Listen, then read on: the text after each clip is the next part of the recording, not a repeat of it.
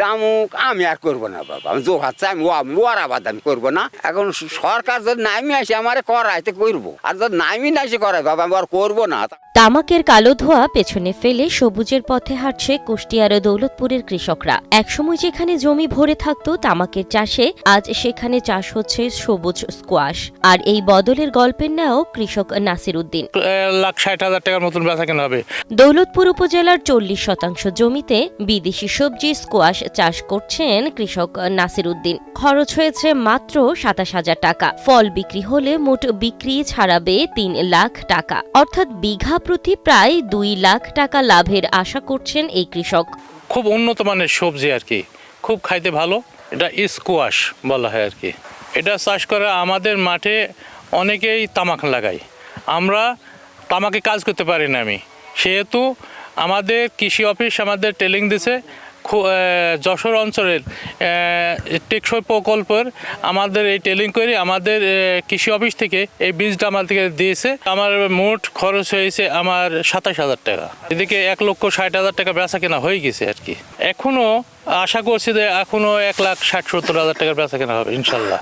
প্রায় 3 লক্ষ টাকার বেচা কেনা করছে আশা করছি। তামাকের তুলনায় স্কোয়াশ চাষ বেশি লাভজনক, বিক্রির কোনো ঝামেলা নেই। তামাকের তুলনায় পরিশ্রম অনেকটাই কম, তাই তামাক চাষের বদলে বিকল্প সবজির চাষে ঝুঁকছেন চাষিরা। একটু কপি টপি করি পিস করি, তামুক আমি আর করবো না বাবা, আমি জোহাচ্ছে আমি ওর আবাদ আমি করবো না। আমি তো বাদ দিই, ওই আবাদ আমি করবো না।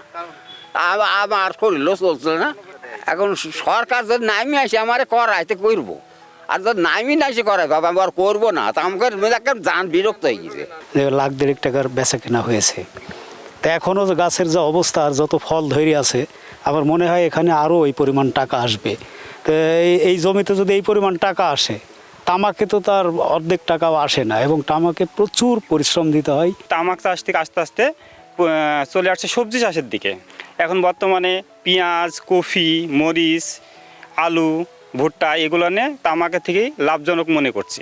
যশোর অঞ্চলে টেকসই কৃষি সম্প্রসারণ প্রকল্পের মনিটরিং ও মূল্যায়ন কর্মকর্তা জানান, প্রকল্পের মাধ্যমে নিরাপদ উপায়ে স্কোয়াশ চাষ এবং বাজারজাতকরণের জন্য কৃষকদের প্রশিক্ষণ প্রদানের পাশাপাশি প্রদর্শনীর ব্যবস্থাও করছেন তারা। আমাদের যশোর অঞ্চলের 31টি উপজেলায় আমরা এই স্কোয়াশ প্রদর্শনী বাস্তবায়ন করছি, এবং আপনারা জানেন স্কোয়াশ খুব উচ্চ মূল্যের ফসল, পাশাপাশি এটার প্রচুর ফলন।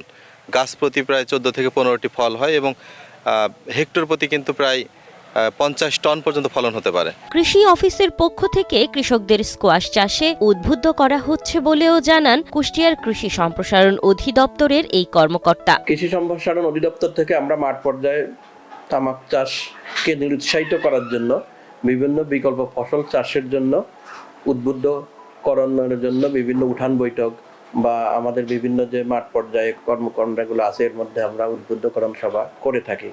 বিশেষ করে তামাকের বিকল্প উচ্চমূল্যের ফসল আছে, সবজি, তারপরে ক্যাপসিকাম বা বিভিন্ন ধরনের ফল জাতীয় ফসল আছে।